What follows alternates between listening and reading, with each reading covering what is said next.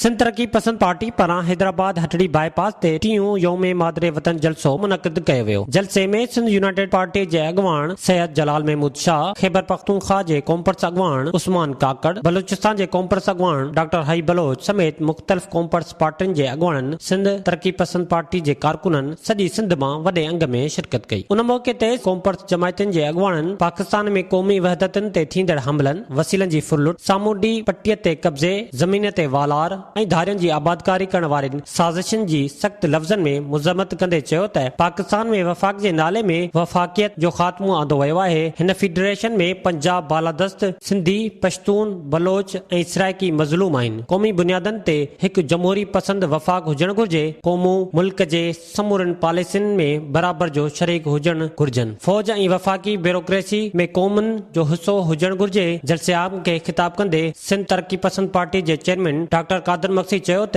इमरान ख़ान जी सरकार तरक़ीअ जे नाले ते सिंध जे ॿेटनि ते कब्ज़े जी कोशिश जो फरमान जारी कयो त SDP सभ खां पहिरियां एहतिजाज कयो। ॿिटे मकानी निज़ाम ख़िलाफ़ बि सिंध जा रोड रस्ता घटियूं एहतिजाज थी वयूं। पीपल्स पार्टी जा वज़ीर मुशीर वॾेरा लिकण में पूरा हुआ। हिन चयो त तरक्की पसंद पार्टी जे साथियुनि गरम रत जो नज़रानो ॾेई पंहिंजे धरतीअ जी हिफ़ाज़त कई आहे। हिन चयो त इमरान ख़ान जी सियासत ऐं तरीक़ेकार में असां कॾहिं बि ख़ुशफ़हमीअ जो शिकार न हुआसीं। मुशरफ दौर में हू मुशरफ जो साथी हो।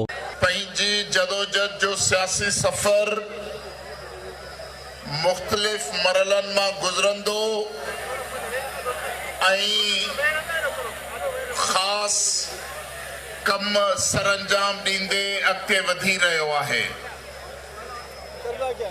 2020 सिंध जे लाइ तमामु वॾा ख़तरा खणी आयो हो। जॾहिं तव्हां ॾिठो त इमरान ख़ान जी सरकार, वफ़ाक़ी सरकार उन सिंध जे ख़िलाफ़ गैर ऐलानिया तरीक़े सां हिकिड़े साज़िशी तरीक़े सां इहो ऐलान मोकिलियो त हू सिंध में तरक़ी जो नओं ॼार विछाइण चाहिनि था। उन तरक़ी जे नाले में